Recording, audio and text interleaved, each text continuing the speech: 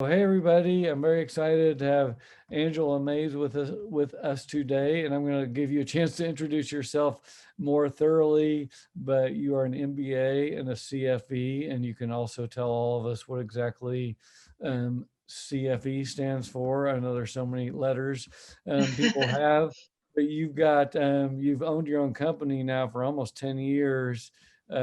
Two companies actually. One is the Strategic Financial Solutions Group, which is a minority owned, woman owned small business providing highly specialized management consulting services, expertise in accounting and risk management with an emphasis on internal controls and compliance. Forensic accounting and government fraud. So that's obviously very high level services. And then also now I'm founder of the CAC group, working with businesses in cannabis, hemp, and CBD, providing expert accounting and consulting services. So why don't you jump in there and just tell us more about your company right off the bat? It sounds like you're offering a lot of amazing stuff. Um, sure. When I started out doing accounting on the side, I did start out with small businesses and then also working as a consultant for the Big Four. I was introduced to government contracting. So years later, I started a business. I took my regular accounting business and made it into a government contracting business where I would work with prime contractors on defense contracts, doing audit readiness, internal controls, business processes, enterprise risk management, fraud risk management, things along those lines. And that's what led me to become a CFE, which is a certified fraud examiner. Okay, that's awesome. And that's obviously all of that controls and fraud are going to be Mm. huge in this industry. Yes. We talk about that already. Just you think of casinos managing cash, there's a ton of cash in the cannabis and CBD hemp business. And then also just the pot itself is easy to swipe and transfer, et cetera. So you got these businesses dealing with these very valuable assets that, a very small quantity of pot can be worth a lot of money. So that's great. Tell me real quick, are you in the DC area? Yes, I'm in Virginia, but yes, I'm in the DC metro area. Okay, so that's great. And today we're going to kind of focus on cleanup. Cleanup has become the most popular topic on blogs and podcasts and whatever. It's cleanup in cannabis is generally just a given. It can be very, very messy. Since we have so many verticals and we have cost accounting, and basically on top of that, most of the accountants in the space had no education or tools around how to do this right. We find lots of mess. So this will be a fun topic as well. So tell us, why don't you jump back in to tell us how you actually got into accounting to start with, and how you ended up from government side and forensic getting into the cannabis space. Well, mostly government contracting is based on being able to work with different prime contractors. So you pretty much have to go through the whole bidding process or just a lot of networking just to see if you can um, be a subcontractor on a prime contract. So that in itself is very time consuming, and it does take a while to build up your expertise and your base of people who you can reach out to see if they have if they're looking for any subcontracts, because a lot of these prime contractors do have to sub out to so much of their work or their contracts to small businesses, minority owned businesses, women owned businesses. So it's just in this area, in the Washington DC metropolitan area, it's the competition is high. So just doing accounting for small businesses while you work your way through that process is pretty much what I've been doing. So when I learned about the cannabis industry and your program, it was just a natural fit for me to just move into something different, something new where I could learn a new skill set. So that's how I ended up kind of switching from doing the government contracting side to just going straight accounting and doing accounting for cannabis, for the cannabis Cannabis. industry. So, um, So that's a good lead in as well. And what I love about our program and our community is we have so much diversity, Mhm. just with people everywhere and skills and whatever. And pretty much everyone brings all these unique skills. And like, so internal controls and cleanup are a huge, huge issue. And you've got an awesome background in that. So what kind of made you decide to join our program? Was that the very first thing you saw about cannabis, or? Yes, yes, it was. I was just basically working with any small business, and I knew I needed to pick a niche to work with, and the cannabis niche was presented to me, and it sounded very interesting. It sounded like something new that I would enjoy doing instead of just doing regular accounting. It would have some excitement behind it. So that was one of the reasons why I decided to join the program to learn more about cannabis accounting. That's great. And it's the same for me. It's definitely not a boring niche. I picked No, the not at dental all. niche about 8 years ago. Dentist is not a fun niche. A lot of people talk about that one, and it's hard to meet people. But yeah, the what's fun about this niche, it's growing so fast, and the owners are pretty easy to find and actually very easy to work with. Yes. For the most part, they really appreciate our help because they know they need it. And so, why don't you tell us about your first client that you landed? What worked? What didn't work? Did you use any of the stuff in the program landing it? And even we just keep adding. Like, I mean, I just added the price quoting tool. I think a week or two ago. So Right. it wasn't probably there when you landed the first client. Right. Yes, you're right. It wasn't, but no, just following the marketing tips. LinkedIn is a very easy tool to use. There are a lot of cannabis businesses out there, and I had just started putting feelers out there, reaching out to different dispensary owners and sending LinkedIn requests and just maintaining a relationship with them on LinkedIn. Whenever I see them posting anything, I would comment or just building a relationship. So um, that's how I ended up with my first dispensary client, was just relationship building on Well, LinkedIn. And they had just started, so they needed some help. so they needed some help, and they were, let's dive in a little deeper. So what were kind of the first steps in getting it, the cleanup started? Where was it a single, well, first of all, was it kind of the typical client? Did they have several entities, or was it just a single dispensary? They were new. They had, when we started talking, they had been in business for about 6 months. Okay. So they did not have a lot of transactions, but they did need help getting everything set up. They were not so bad. They were actually using an accounting system, so they were actually entering their invoices on there, paying their invoices. Um, Entering their bills and paying their bills all through the accounting system. So the only thing they really needed was for me to go in and set up the dispensary chart of accounts, which helped a lot. Um, they were pretty business savvy. They knew what 280E was, and a lot of Yeah. people don't, but they knew what 280E was, and that was one of the things that got the conversation started from LinkedIn, because they needed somebody who understood 280E. And that's how we ended up having a conversation, which led to them bringing me on to help them with their accounting. Did they Um, have a POS system as well? yes, they Yep. do. They do have a POS system, and they are using Flow Hub, Okay. which they say integrates with metrics. So that's where they're able to maintain their inventory, what they buy, what's being sold. So and that's part of the cleanup process, is just helping them figure out which reports they need to download and get to me, so I can help them reconcile the inventory and get everything caught up to now. And so that's what I consider to be the biggest challenge, is getting them to get me all the documentation that I need, because they're busy running the business, but they Yeah. also have to stop and try to figure out, Well, what they need to get me, and then they forget, and then I send another email. So those those are the biggest challenges. I figure once we get the process set up and what they need to get to me, then everything will run smoothly.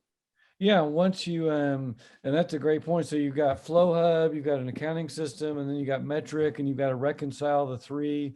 And hopefully, with your strong controls background, you'll be starting to implement controls around the inventory and the cash that's Yes. in and out of the business, and then do those test counts. You can start just you get it into their head like, oh, we need to be counting 4 hours a week of something, and you can do cycle counts, and then you can compare.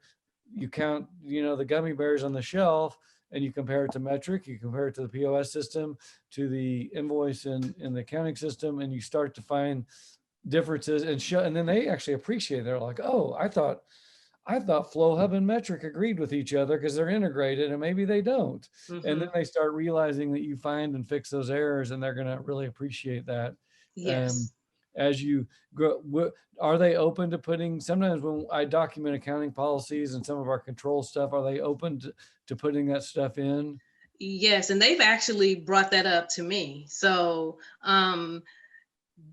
the one thing that I really like about the client is that they are very knowledgeable about what's going on in the cannabis industry. They're very knowledgeable about compliance, from the state and federal, and they they want to stay on top of it. They have ideas of their own about what they need to do in order to be compliant. So not it's something that's on the brain all the time. They know it. It's the forefront of their mind and their planning. So we've already had meetings about what we want to plan for 2021 and how to stay on top of it. Stay on So top. Are they wanting to, I know most of these clients want to grow too.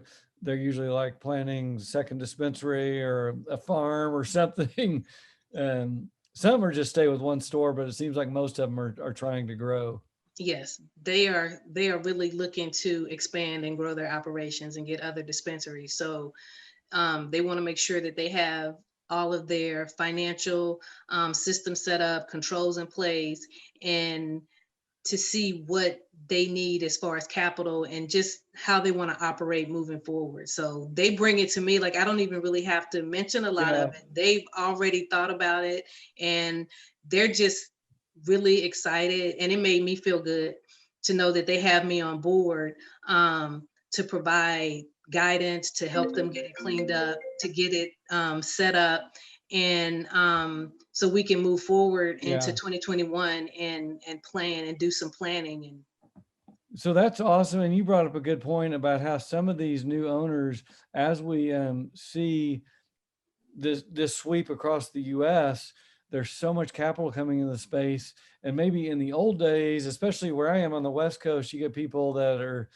they've been in the illegal markets, or they're partially, and they don't always get it. But I'm finding a lot of these new clients, they've got money, they've got people that are smart businessmen or mm-hmm. women, and they know that accounting and tax is important, and that they've got to have controls and that kind of play stuff in Yes. place. Did you which processes or steps did you encounter that were unique to dispensaries, and or what challenges did you run into now that you now think you could set up differently? Is there anything you would do maybe differently going into your second dispensary? um yes, what I realize is that for me, for lessons learned, is just the documentation gathering process, and helping the client to understand at the beginning, um, the importance of the different documents. Because as we've continued to dialogue and meet, and I would explain, well, the reason why I need this is because it helps me do this. And they start to understand that. And I just had a meeting last night, and after that meeting, they they really understood why the reports that I need from Metric or from the POS system is important and what I'm actually doing with the report. So once they understood what I'm doing and why I'm doing it, that made the process easier. Like they know what I need. And if I had started that out maybe at the very beginning, saying, okay, these are the reports I need. This is what I do with this report. This is what I do with that report. That's why I need it now, as opposed to later, it helps them understand that, and they understand the urgency in getting me the information that I need. So Yeah. that's definitely one thing that I see going into the next dispensary client, what I'm going to do going forward. That's awesome. And yeah, we love to just building our perpetual data room and the PBC list at the first of the client engagement and getting that stuff because it provides more value to them so they can actually use their stuff when they need it, but then it also makes our life easier as we go forward. Right. Um, did you find the DOPE CFO program, or do you now still helpful as a resource as you're building your firm? Yes, definitely. Um, it's initially when you're going through the program and learning everything, it doesn't really click until you actually start working with the client.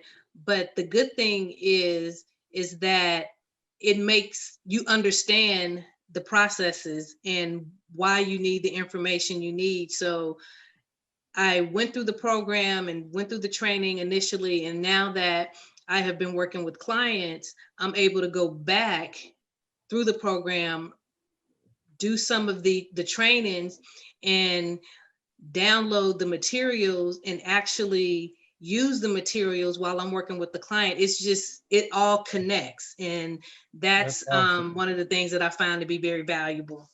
That's awesome. And that's why I've done programs myself. And to me, being user friendly is super important and be able to plug and play and not have to, it's not just a course, it's actually a toolbox. And so I don't want Right, people to just like go through this course and take notes and try to remember things and then recreate things. I want them at the time they're using a tool. So if someone jumps into the course or program tomorrow and they're doing cleanup, they can jump ahead to the cleanup folder. They can right, download our cleanup tools. They can watch the cleanup videos. They can do it right then when they're doing it. Or if they're doing month-end cost accounting, they can go to the cost accounting folder. They can download the templates. They can download the video. So each tool has its own instruction to go with yes, it, so you can go back and forth. It's designed so that's great to help, and then layered on top of that is our community, so that if someone's stuck, we can jump in with them as well. Um, definitely. have you enjoyed cannabis so far, and has it helped build your firm and or CBD hemp as well? You still think it's a good niche to? Oh, definitely think it's a good niche. I'm glad I've gotten in now, um early before others, so I can kind of build my reputation in the industry. And even being in the cannabis niche, you can still build a niche within the niche. So if I decide I just want to stick with dispensaries, I can just build an expertise just around dispensaries alone. So the possibilities are open, they're endless. And that's one of the things that I like about it, because I've been kind of mulling around with the idea, well, I really like working with the dispensaries and I really like working with the owners. What I found with these owners, they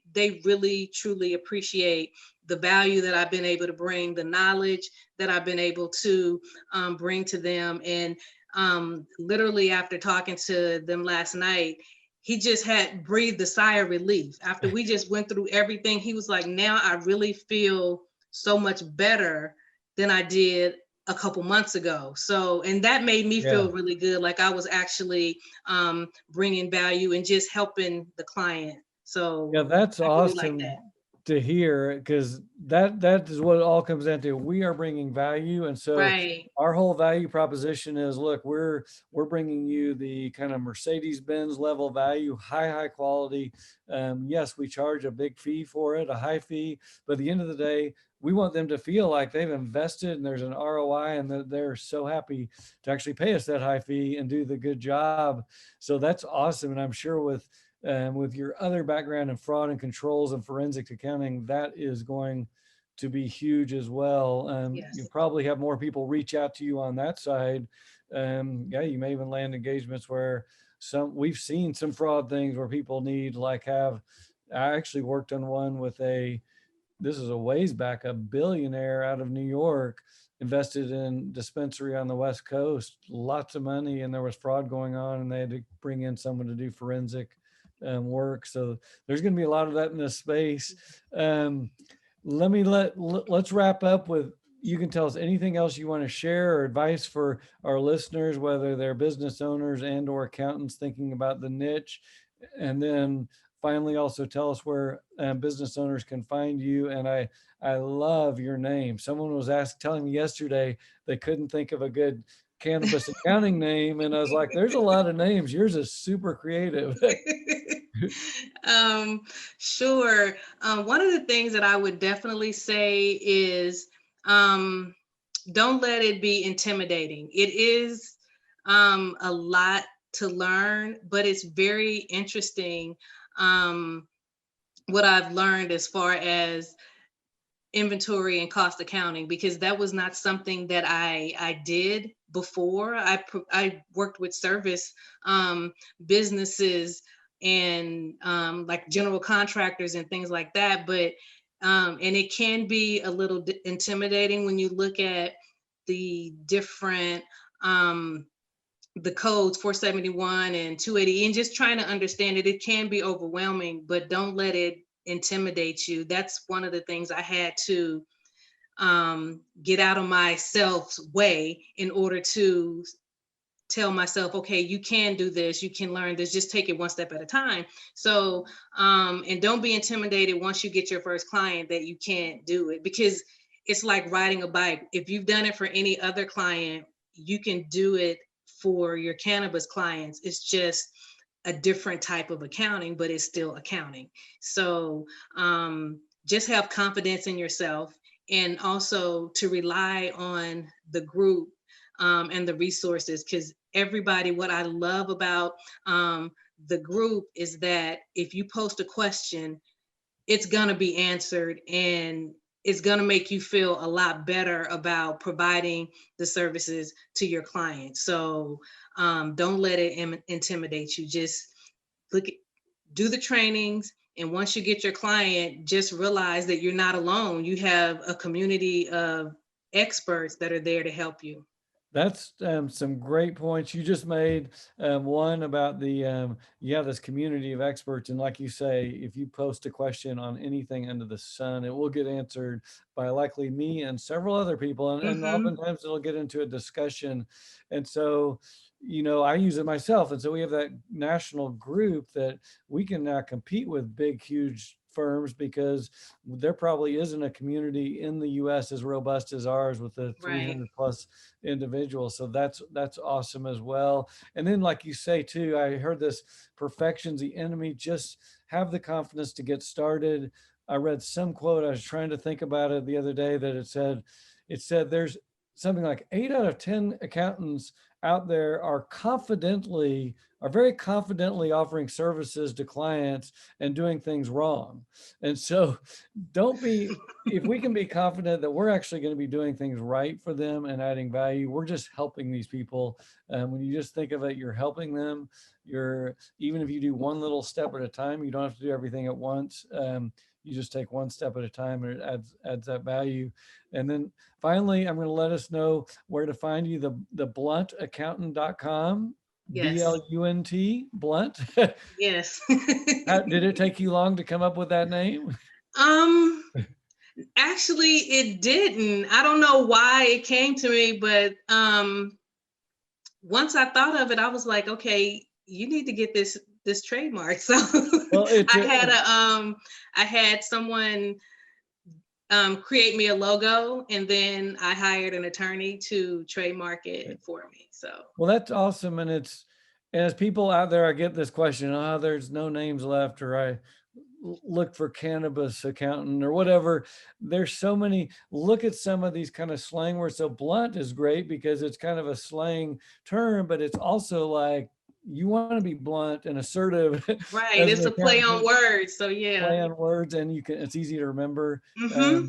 So think of that as well. So wow, so thank you. This was just a great podcast. It was so awesome to see what you're doing, adding value to your owners, and so excited to see where this goes. I think the East Coast is literally going to explode. Oh If we yes. see cannabis come off Schedule 1 next year, it's going to be crazy there, and Yeah. they're going to need people like you. Yes. Definitely. So that is awesome. If you're out there and interested, you can always email me at bbe@dopecfo.com. We have, again, a program that has all the tools, the knowledge, the training, the marketing systems, as well as community to jump into this niche super quickly. But anyway, that is so awesome, and thank you so much for being here today. And thank you for having me. I really appreciate it.